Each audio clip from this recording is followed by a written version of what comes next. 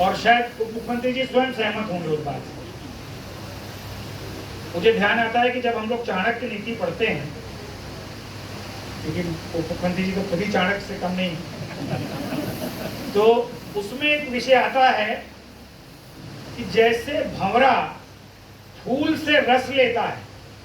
तो फूल वैसे का वैसा रहता है, उसको कोई कष्ट नहीं होता, भंवरे का भी कार्य पूरा हो जाता है और फूल की सुंदरता भी बनी रहती है।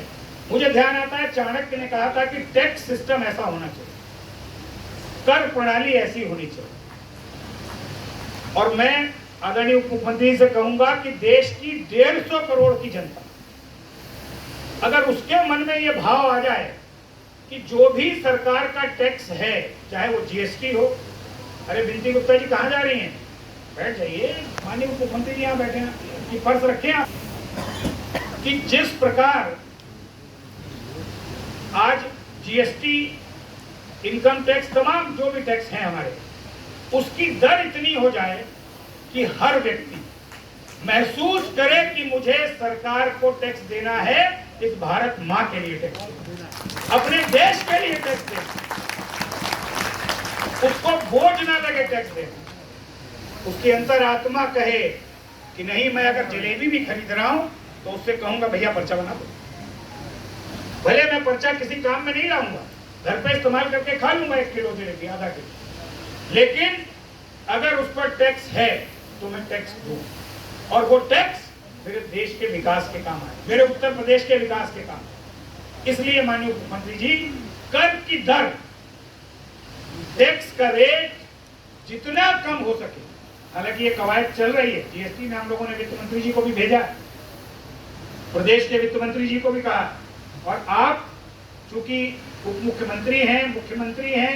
केंद्र तक सारी बातों को पहुंचा सकते हैं, आपसे भी आग्रह हो, बजट अभी 23 को आने वाला है, वन नेशन वन टैक्स,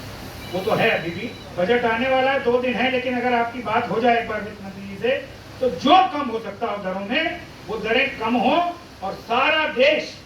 सारा व्यापारी जो कभी कभी इसके ऊपर आरोप लगता है, वो आरोप लगना भी बंद हो जाए, हमें जनता टैक्स दे, हम सरकार को जमा करें, चाहे वो प्रदेश की हो और चाहे वो केंद्र की हो। ये तीसरा निवेदन आपसे है कि टैक्स की दरों को कम किया। और अंत में एक बार लखनऊ की पूरी टीम को बहुत बधाई देते हुए अपने महानगर के अध्यक्ष सुरेश सबलानी जी, लखनऊ के 5 महामंत्री, वरिष्ठ महामंत्री राजीव कक्कड़ जी, महामंत्री दीपेश गुप्ता जी, महामंत्री अनुज गौतम जी, महामंत्री हरीश मलानी जी, महामंत्री राजीव अरोड़ा जी, कोषाध्यक्ष मोहम्मद सालिम साहब, वरिष्ठ उपाध्यक्ष रमेश सिंह जी, वरिष्ठ उपाध्यक्ष पदम जैन जी, रमेश शुक्ला जी, अमरनाथ जी, मुकेश अग्रवाल जी सो रहे हैं, उठाइए, आदरणीय राजेंद्र गुप्ता जी, जितनी टीम हमारी आज जिसने शपथ ली है और उनको सहयोग करने वाले, चाहे हमारे जिले के प्रभारी